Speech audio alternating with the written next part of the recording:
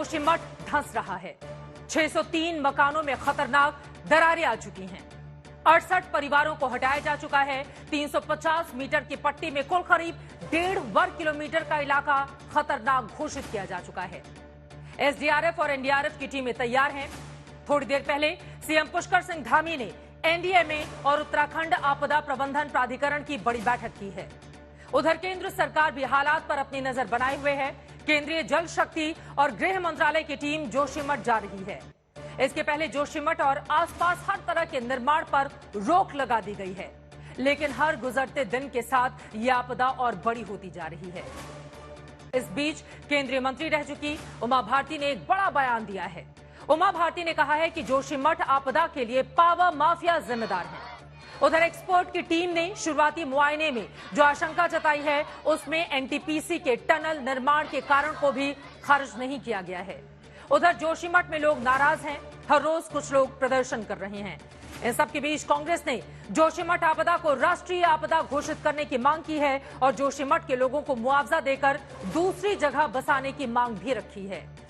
ऐसे में कई गंभीर सवाल भी इस वक्त उठ खड़े हुए हैं कि क्या पहाड़ों पर हुए बेतरतीब निर्माण ही जोशीमठ आपदा का सबसे बड़ा कारण है? क्या पहाड़ों में चल रहे पावर प्रोजेक्ट ऐसे हादसों को न्योता दे रहे हैं? अब सरकार के सामने जोशीमठ आपदा से निपटने के लिए क्या क्या विकल्प हैं? ऐसे तमाम सवालों पर आज के दंगल में बड़ी चर्चा हम करने वाले हैं, क्योंकि जोशीमठ को बचाना है। लेकिन पहले हमारी ये रिपोर्ट देखिए।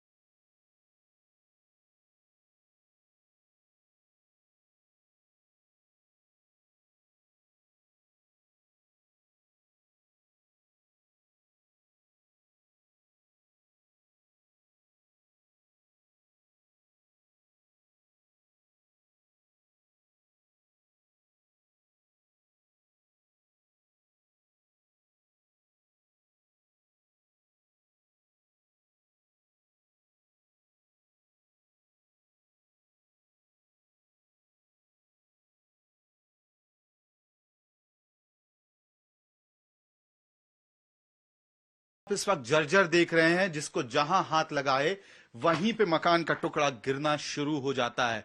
ऐसा लगेगा कि यहां कोई भयानक भूकंप आया था। लेकिन ये जोशीमठ की तस्वीर है। देखिए किस तरह की दरारें आई हैं। ये छड़ी से अगर हम इसको नापें और समझें तो ये दरार आर पार तक जा सकती है। और दूसरी तरफ जो रोशनी आ रही है, इतनी लंबी छड़ी पूरी की पूरी इस दरार के अंदर जा रही है। मकान अनसेफ है। हमें नहीं पता, हम भी यहां से रिपोर्ट कर रहे हैं तो हालात कैसे होंगे। राज्य सरकार का दावा है कि लोगों को जल्द से जल्द निकाला जा रहा है।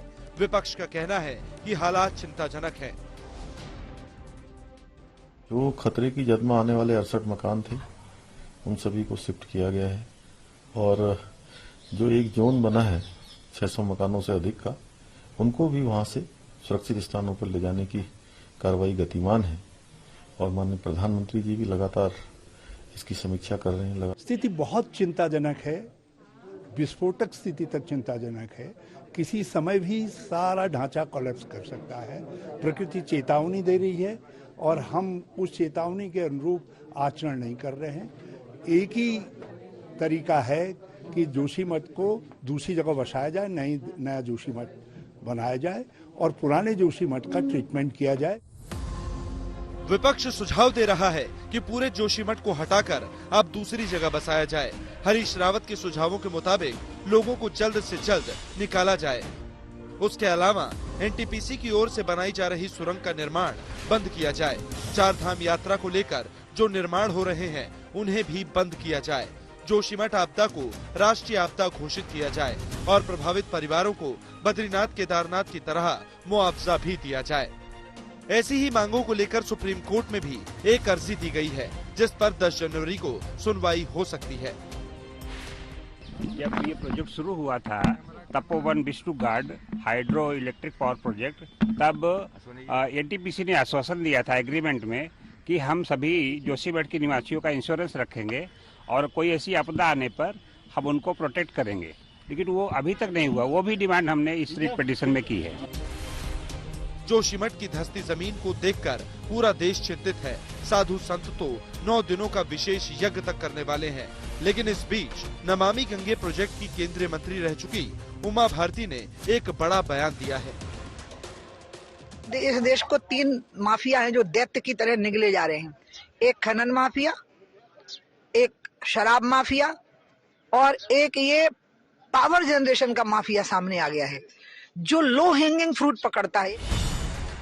उमा भारती ने दावा किया है कि 2017 में ही सुप्रीम कोर्ट को दिए गए उनके मंत्रालय के हलफनामे में इस प्रोजेक्ट पर आपत्ति जताई थी।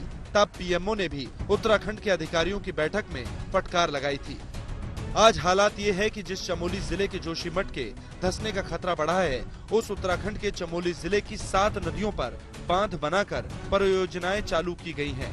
राज्य के कुल 13 में से 11 जिलों से होकर बहने वाली 12 प्रमुख नदियों पर छोटे बड़े 32 से ज्यादा बांध और विद्युत परियोजनाएं बनाई गई हैं, जिनसे करीब 5300 मेगावाट की बिजली पैदा की जा रही है। उत्तराखंड एक ऐसा फल है जहां पर कि फटाफट पर्यावरण विदों की मंजूरी मैनेज करो, हाइडल पावर प्रोजेक्ट लगाओ, करोड़ों का मुनाफा हो जाएगा। मैं कह रही हूँ कि उत्तराखंड के विकास के लिए दूसरे रास्ते निकालो जो बेहतर हैं, ज्यादा रोजगार देने वाले हैं। हालांकि उत्तराखंड में ऋषिगंगा प्रोजेक्ट में हुए हादसे के बाद से ही विशेषज्ञ लगातार चेतावनी दे रहे थे। जोशीमठ के मौजूदा संकट को लेकर केंद्रीय विशेषज्ञों की टीम ने बताया कि जोशीमठ में 350 मीटर चौड़ाई की एक पट्टी में जमीन धंस रही है। चूंकि जोशीमठ भूकंप के बाद हुए भूस्खलन से गिरे मलबे के ऊपर बसा हुआ शहर है, इसलिए जमीन पर बने निर्माणों पर मिट्टी की पकड़ कमजोर है। इसके अलावा बेतरतीब निर्माण से इलाके में व्यवस्थित ड्रेनेज सिस्टम भी मौजूद नहीं है। वहां पानी के रिसाव से जमीन की मजबूती और कमजोर हुई है। हालांकि इसके लिए निश्चित तौर पर एनटीपीसी के टनल को जिम्मेदार नहीं कहा जा सकता, लेकिन सब सरफेस ग्राउंड मोशन के कारण मौजूदा संकट पैदा हुआ है। चिंताजनक तो ये है कि पानी का रिसाव कहां से हो रहा है, इसका पता नहीं चल पा रहा। ऐसे में जोशीमठ के मौजूदा संकट में सबसे पहले वहां के लोगों को निकालना जरूरी है और हालात की गंभीरता को देखते हुए पीएमओ भी नजर बनाए हुए हैं। भोपाल से रवीश पाल सिंह के साथ अमित भारद्वाज, जोशीमठ, आज तक।